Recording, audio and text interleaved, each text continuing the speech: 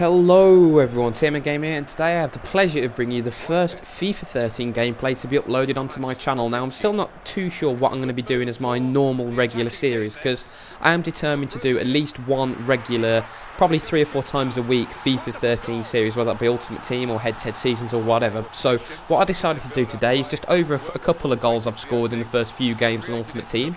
I've decided to go through my first impressions and my first day tips for staying ahead of the curve in FIFA 13, because whenever a new game comes out you see a lot of people who just plunge in at the deep end, have no real idea how to play and get punished for it. So what I'm going to be trying to do is give you a couple of tips that really help you to get a head start, get those better players early in Ultimate Team, and then really build from there. And the first tip, number one, really important tip, is to let go of the sprint button every now and again, because with the new first touch mechanic that's been introduced this time, gone are the days where you can just simply hold sprint all the time and use Gabriel Agbonlahor to completely rinse everyone on the pitch. If you try that, you are going to fail, because so many players without that very good first touch stat will podge the ball down the line or miscontrol it along the back line and let strikers in or miss a really important chance. So when the ball's about to come to you, let go of sprint, make the first touch, and then if you want to run down the line, go for it.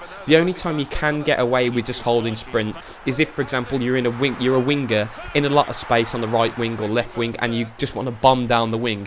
Then you can get away with it, but even then some of the touches that you see are pretty horrendous, so don't risk that at all. And tied in with that tip is my tip number 2, and that is pass and move, because like I said earlier, you see a lot of players, especially in the earlier FIFAs, just use the speed tactic up front. You know, put Walcott and Gabriel Agbonlahor up front and just play the long ball and hope that you can just run through and score. And it's a lot harder to do that this time.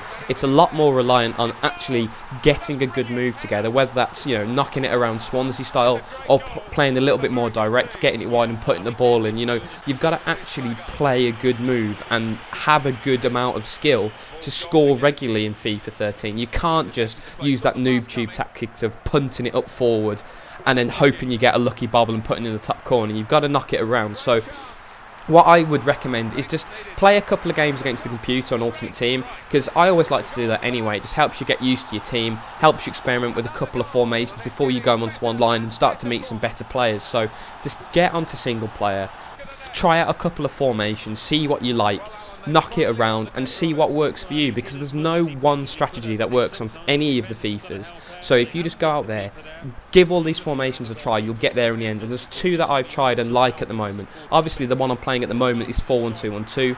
Very good, versatile formation, lots of options you can play with that. Obviously 2 strikers, a holding midfielder, a centre attacking midfielder and 2 wingers, and that is a really well balanced formation, great one to try out. And the second one I've tried is the 4-3-1-2, so that's 4 at the back, 3 central midfielders, a centre forward and 2 strikers. That's a little bit narrower than 4-1-2-1-2, but what you gain in that formation is a very solid midfield.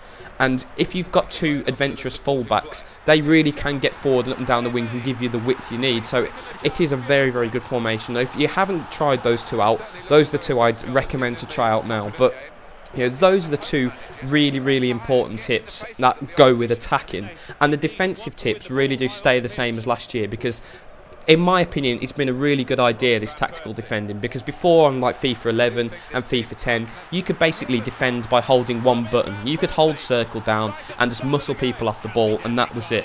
And the great thing about tactical defending is it actually makes defending a skill. You've got to jockey, you've got to hold players in the right position, you've got to time your tackles. So it does take a little bit of getting used to, and if you haven't got used to that, as Van Persie misses a shocking penalty there, if you haven't got used to that, playing single player Ultimate Team is the best way to do that, because for some reason Ultimate Team single player seems a lot more attacking and fluid than the single player career mode does, and it's been like that for a couple of FIFAs. So go on to Ultimate Team, or just play a few games online, or even just a few career modes on high difficulty, and just practice defending. Practice keeping your back 4 as straight as possible. The worst thing you can do is send one centre-half flying up and leave your centre-half back, because it just leaves a massive gap in the middle of your defence. So what I would recommend is just get into the habit of, instead of bringing defenders out of the line to pressure forwards, try and bring midfielders back in between them. Just get bodies behind the ball, and as long as you stick to that basic principle,